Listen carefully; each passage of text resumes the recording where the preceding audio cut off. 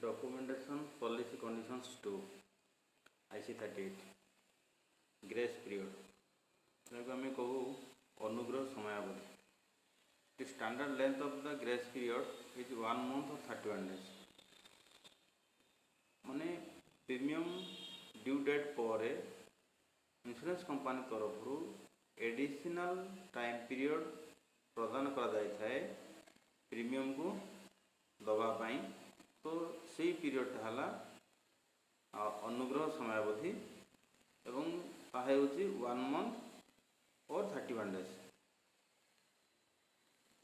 In this period, insurers pay the death benefit and also this period grants policyholder additional period of time to pay the premium. तो यही period रे जो additional period मिलला due date पर 1 month और 31 days यही period मध्य जदि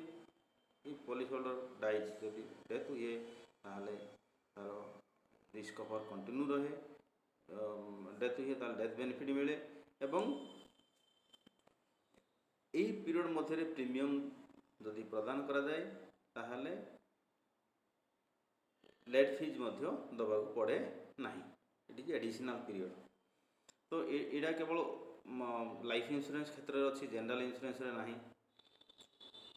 बर्तमान देखिए lapsed if premium has not been paid even during the grace period then policy become lapsed ये देखो भल लक्ष्य करेंगे आपण मैंने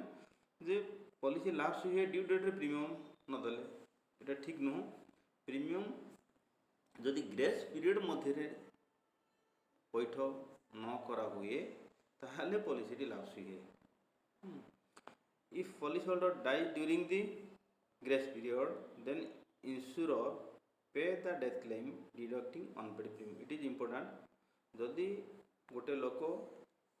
ड्यू डेट रे प्रीमियम दे पारले नहीं एवं ग्रेस पीरियड रो बेनिफिट नेले जो ग्रेस पीरियड 1 month 31 days रहा ता भितर से प्रीमियम दवा कथा किंतु देई नांती जदि तांकर किसी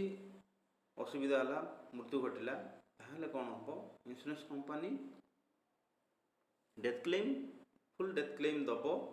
डेथ क्लेम पेमेंट करिवो जो समय सुट नहीं से समय सुट पेमेंट करिवो केवल जो प्रीमियमटा अनपेड जोटा ड्यू डेट रे दबा कथा से देई नांती ताकू माइनस करिवो फ्रेंड्स आम आगे आगू जा रीइंस्टेटमेंट और रिवाइवल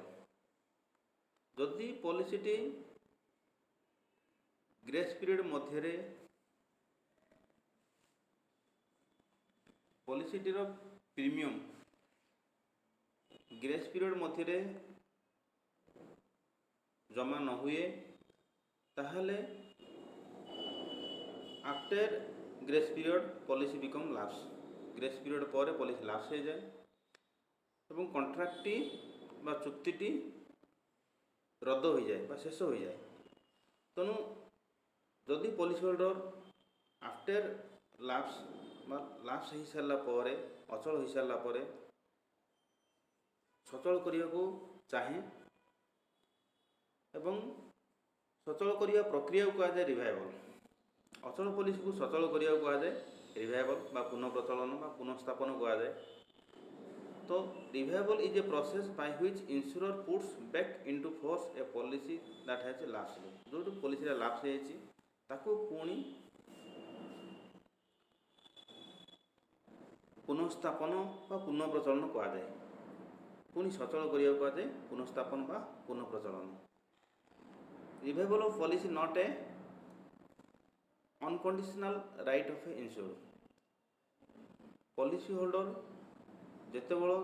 जदि पॉलिसी लाप्स हो जाए पॉलिसी होल्डर रो इच्छाधीन नुह एवं शर्त विहीन नुह शर्त रही से रिवाइवल करेंगे तेणु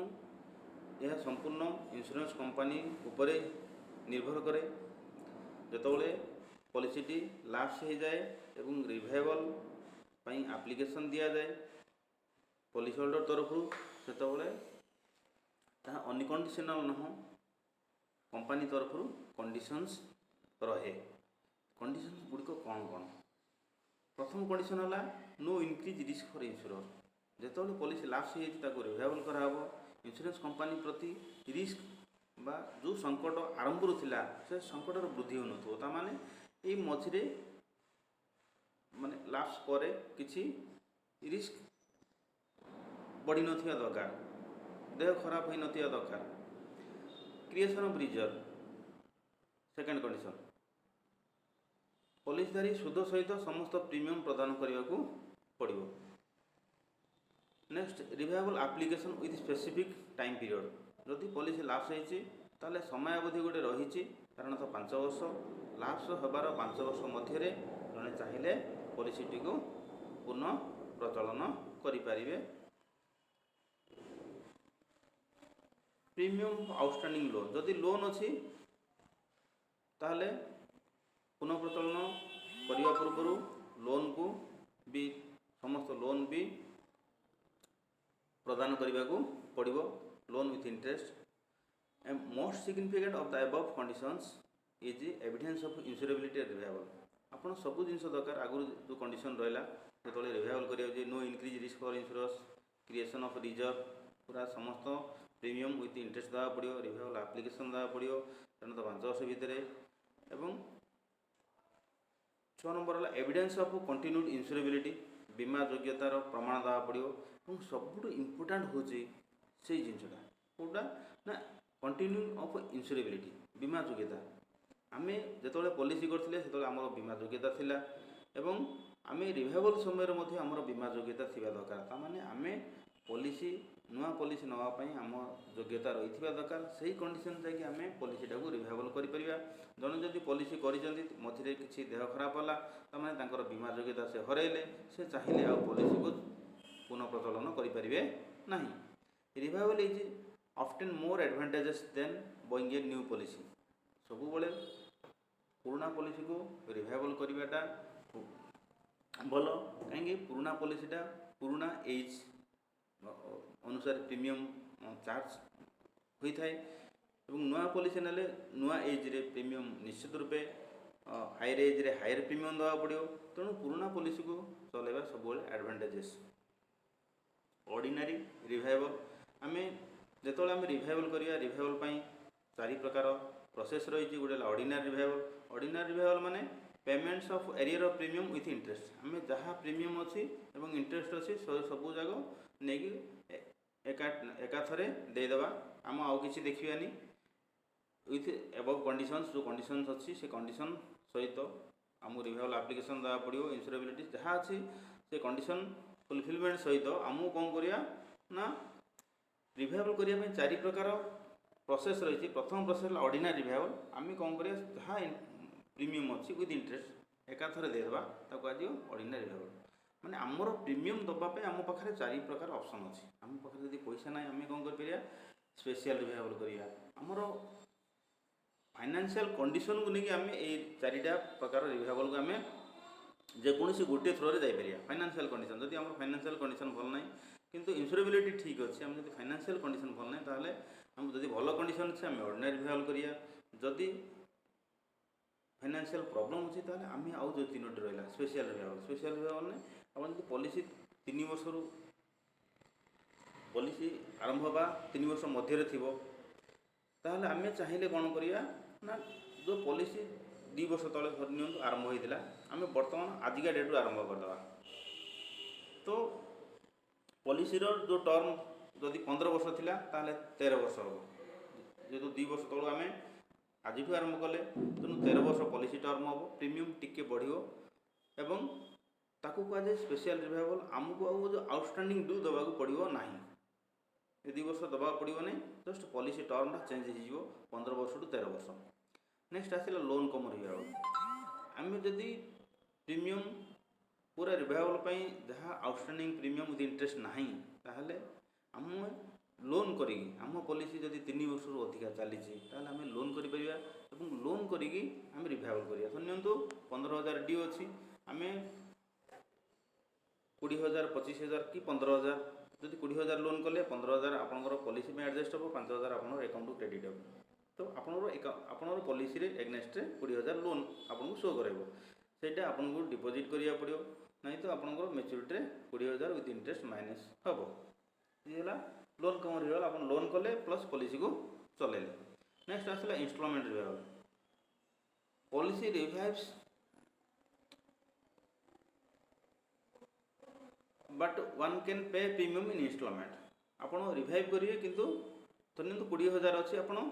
कौन करेंगे ताको प्रति किस्ती रे 5,000 देवे तो एट ए टाइम रे पूरा प्रीमियम न देकी इंस्टॉलमेंट देवे ताको आज इंस्टॉलमेंट रिवाइवल ये बुझे किसी असुविधा ना loan cum revival instalment revival special revival माने जदि पॉलिसी 3 वर्ष होनी ताहले से सुविधा मिल ना मिल ना ताहले आप पॉलिसी को शिफ्ट करदे 2 वर्ष मनकर आज को डेट को आरंभ करदे ताहले आगु जो 2 वर्षर प्रीमियम आपको दबा पड़ो ना पॉलिसी टर्मटा चेंज होदी आगु 15 वर्ष था 13 वर्ष हो तो ऑर्डिनरी रिवाइवल जदि आम कि देखा दरकार नहीं आम सब प्रीमियम जहाँ एरियर प्रीमियम विथ इंटरेस्ट देदेबा ताहले आम ऑर्डिनरी रिवाइवल कहूँ जदि आम पाखे कैश अच्छी तो आम ऑर्डिनरी रिवाइवल करिया ना अल्टरनेटिव ये 3टा चिंता करिया। नेक्स्ट आसला non for future provision Indian insurance act section 113 if premium have been paid for 3 years there shall be a guaranteed surrender value जदि जड़े नॉन फॉर फ्यूचर माने प्रोविजन माने जदि जड़े 3 वर्ष प्रीमियम दे सारी ताहले तांको गोटे ग्यारंटर सरेंडर वैल्यू मिल बर्तमान यहाँ 2 वर्ष हो आगु 3 वर्ष था surrender value is a percentage of paid of value तो सरेंडर वैल्यू ये आम डिस्कसन पेड ऑफ वैल्यू उपरे डिटेल डिस्कसन करिया बर्तमान यही फॉर्मेट संभवपूर्ण तेणु आप खाली शुणी था policy loan usually policy loan value is 90% of surrender value policy holder not legally obliged to pay the loan आम जदि कौन सी बैंक लोन आने LIC बॉन्ड को मॉर्गेज रखी ताहले आम लोन पेमेंट करने को बाध्य किंतु आम जदि LIC बॉन्ड रखिकी आम इंश्योरेंस कंपनी लोन आने ताहले आम लोन पेमेंट करने बाध्य नुह लोन आम जदि न पेमेंट न कले ताहले कौन हम आमर इनकेस ऑफ डेथ है डेथ क्लेम रु माइनस हम कि मैच्योरिटी है मैच्योरिटी माइनस हो इंश्योरेंस कंपनी दब जन पॉलिसी होल्डर तार लोन थरे आणला से लोन इंटरेस्ट बा लोन प्रिंसिपल डिपोजिट करने से बाध्य नुह तो इंश्योरेंस कंपनी तांको फोर्स करि परिबो नाही nomination not cancel if insured take the loan from insurer जदि जड़े पॉलिसी होल्डर लोन नेब इंश्योरेंस कंपनी ताहले तार नॉमिनी कैंसिल हुए ना जदि गोटे पॉलिसी होल्डर लोन नब बैंक रु इंश्योरेंस पॉलिसी मॉर्गेज रखिकी ताहले तार नॉमिनीटा कैंसिल हो किंतु इंश्योरेंस कंपनी नले नॉमिनी राइट्स बलवत्तर रहिबो policy should be assigned in favour of the insurer हाँ असाइन माने असाइनमेंट हस्तांतरीकरण बा असाइनमेंट करने को पड़ो इंश्योरेंस कंपनी आम जो बैंक रु भी आणुचे लोन तो बैंक को असाइनमेंट करिया पड़े हस्तांतरीकरण करिया पड़े सेमिति आम जो लोन नौचे इंश्योरेंस कंपनी को आमको असाइनमेंट करने को पड़ो आमको हस्तांतरीकरण करने को पड़ो हस्तांतरीकरण माने आमर राइट्सटा आम इंश्योरेंस कंपनी की दबा पड़ो आमर आउ राइट्स रहिबो नाही as a policy holder nominee's right will be affected to the extent of insurance interest हाँ जदि आम पॉलिसी लोन नेले इंश्योरेंस कंपनी रो ताल नॉमिनी विल बी एफेक्टेड हम निश्चित कहीं आम जदि जन 20,000 लोन आनी इफ समथिंग हैपेंस से लोक डेथ है ताहले नॉमिनी तो जो लोन अमाउंट 20,000 से माइनस हम तेणु से एफेक्टेड है इंटरेस्ट जदि 5,000 भी माइनस हम जदि डेथ क्लेम मन 1,00,000 टଙ୍କା मिलवा कथा ता जगह ये 20,000 प्लस 5,000 25,000 माइनस में मिल तेणु nominee will be affected to the extent of insurance interest insurance जी लोन देइछन्ती एवं तांकर इंटरेस्ट अच्छी नॉमिनेशन पर देखिए आम the name nominated by the insured to whom sum assured should be paid in event of death nomination माने गोटे लोक को आम प्रस्ताव देवा मनोनीत करवा जी कि आफ्टर डेथ जो बीमा राशि रही ताकू ग्रहण करेंगे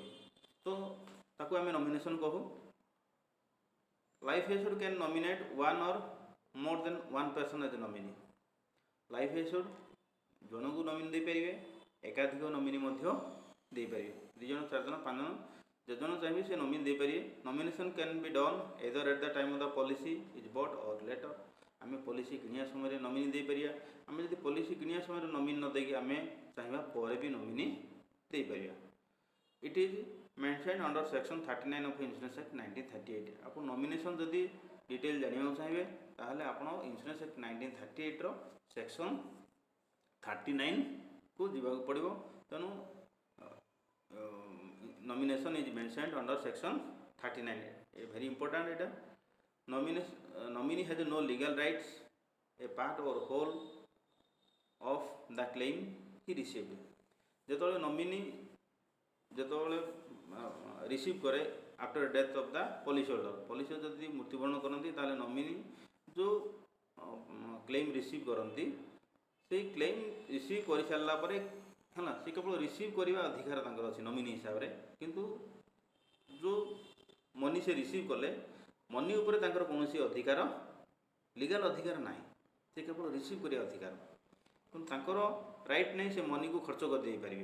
मनी से जो क्लेम रिसीव कले क्लेम मनी अन्य जनकर अधिकार होता पारे। तेणु नॉमिनी हिसाब से केवल ग्रहण कर अधिकार अच्छी किंतु ताको उपभोग कर अधिकार नॉमिनी हिसाब से ना। Nomination can be changed by making endorsement in the policy. Nomination को चेंज करी हबो आमे पॉलिसी को एंडोर्समेंट करी पुष्टांकन करी पॉलिसी डॉक्यूमेंट उपर ताको दर्शाइबा पड़िबो। ताको कहआ जाए एंडोर्समेंट। आमर जो पॉलिसी डॉक्यूमेंट बा पॉलिसी बॉन्ड मिलुछि ताको आमे पॉलिसी बॉन्ड दर्शाइबा पड़िबो आमे कागो नॉमिनी रखिथिले कागो नॉमिनी रखुछे। तो नॉमिनी आमे चेंज करि परिया। Where nominee is minor the policy holder needs to appoint an appointee. जदि नॉमिनी माइनर होता जने जदि छुआ को नॉमिनी रखिला तार बयस बिलो 18 ताहले से आउ जने तांकर भाई भौणी जी भी थांतु तांकु अपॉइंटी हिसाब रे अपॉइंट करिवे एवं जदि 18 वर्ष भितर जदि पॉलिसी होल्डर किछि असुविधा हुए बा डेथ हुए ताहले अपॉइंटी रिसीव करिवे on behalf of nominee. Where more than one nominee, the death claim will be paid to them jointly or to the survivor, or no specific share to each nominee can be made. जेतोले एकाधिक nominee थिबे ताले मनर 5 जन nominee अछन 5 जन अलग अलग payment हे परिबो नाही तो कोन करिया पड़ियो 5 जन भितरु 4 जन को ऑथराइज करिया पड़ियो तो तांको अकाउंट को पेमेंट हो नाही तो पेड देम जॉइंटली से जॉइंटली 5 जन ना गोटे अकाउंट करेंगे तो मैंने कहया गले गोटे अकाउंट ही पेमेंट हम एकाधिक अकाउंट को इंश्योरेंस कंपनी पेमेंट करि परिबो नाही। Thank you friends.